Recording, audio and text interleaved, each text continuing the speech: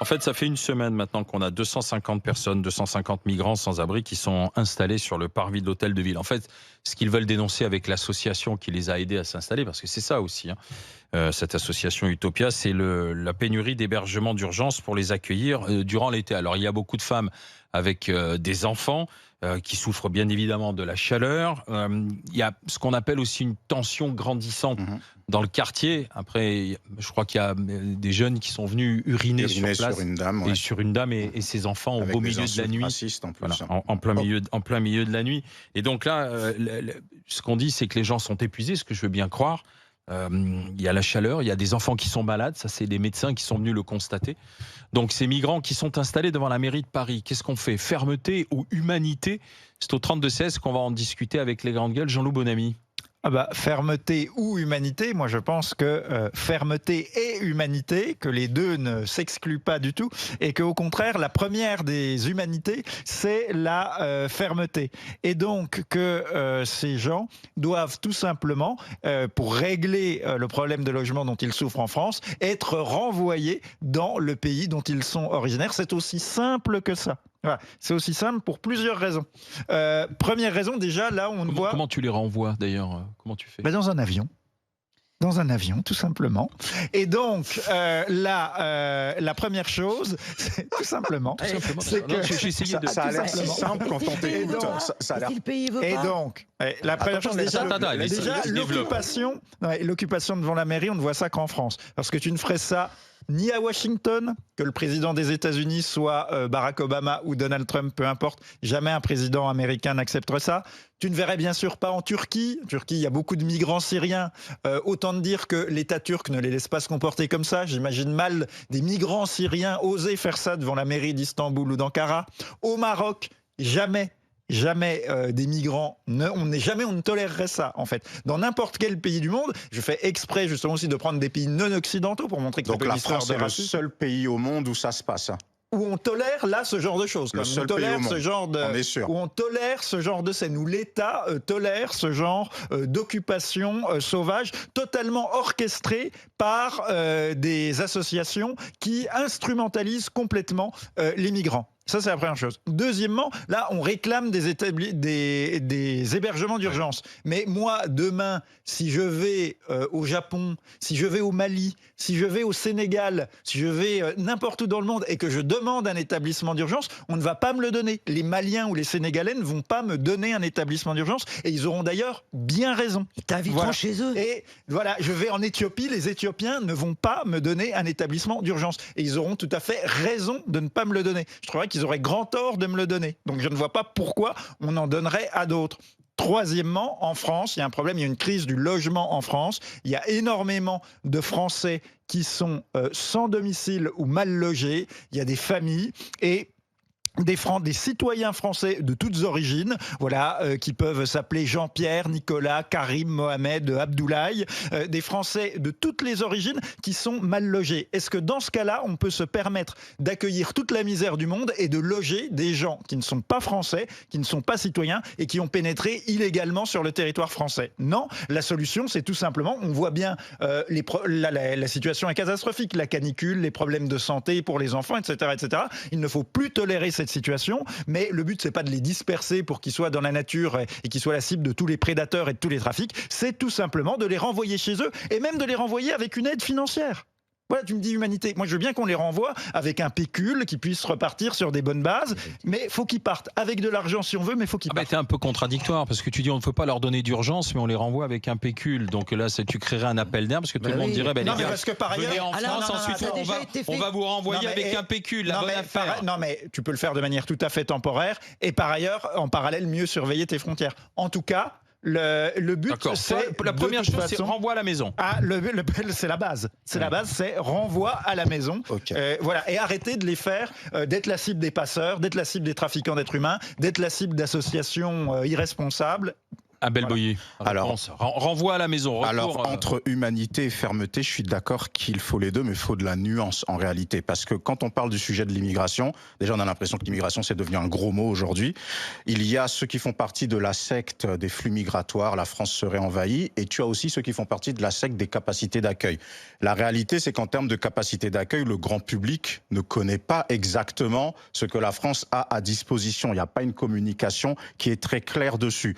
Concernant ce sujet, je ne connais pas cette association Utopia 56, c'est ça? C'est vrai qu'il y a des associations qui instrumentalisent, qui mettent eux-mêmes certaines personnes en danger.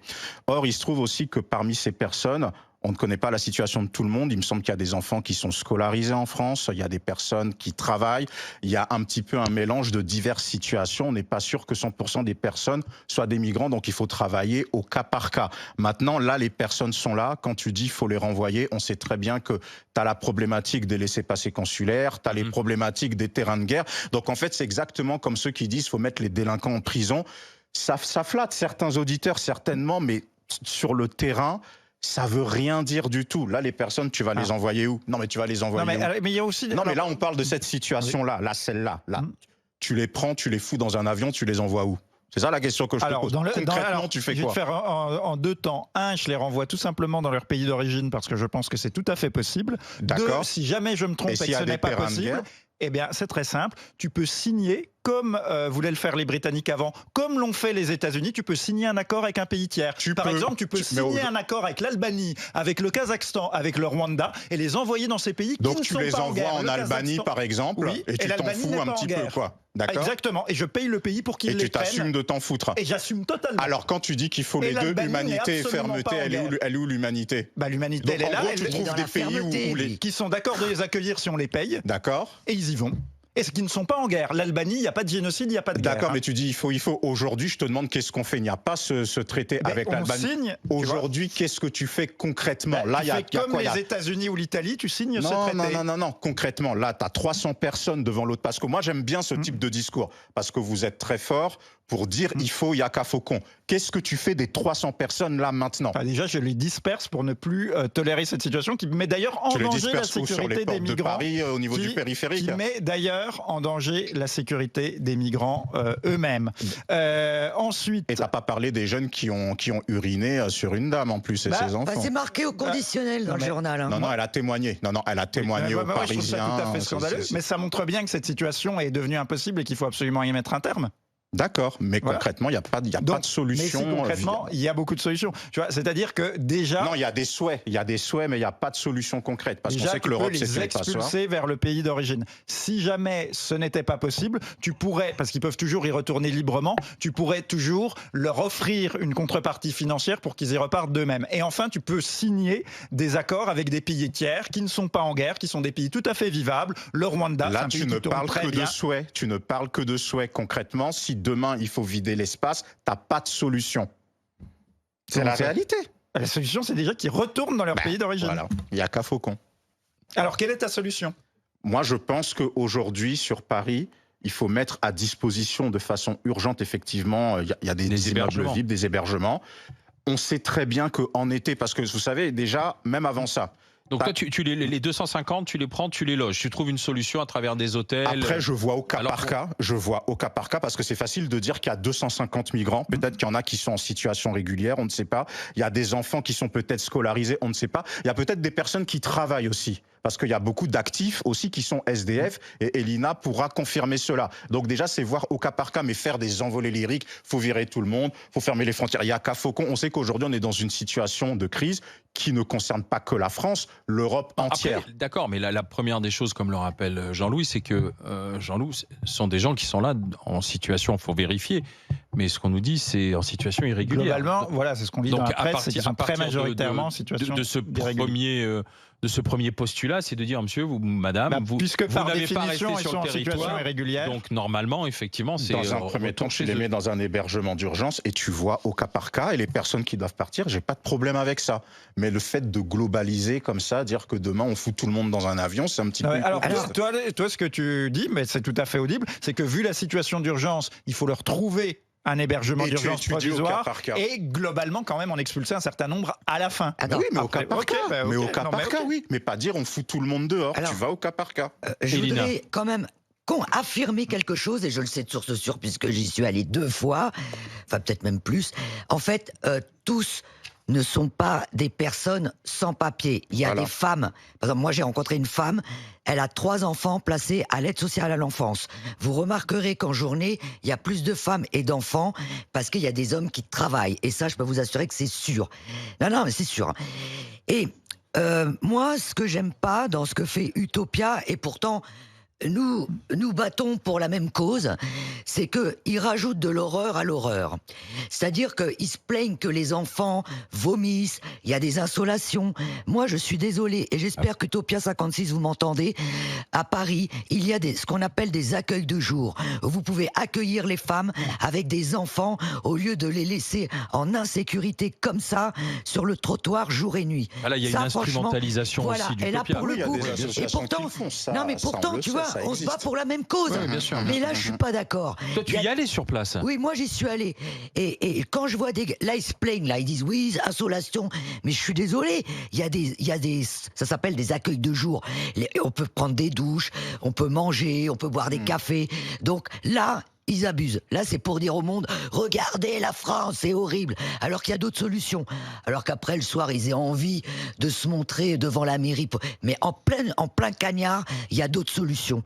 Et pour répondre à Jean-Louis, t'as dit quelque chose. Jean-Loup, Ça excuse-moi. me va aussi. Jean-Loup, t'as dit quelque chose qui est complètement faux. Ah. C'est-à-dire que quand tu dis oui, il y a plein de gens qui vivent dans des logements insalubres, qui cherchent un logement.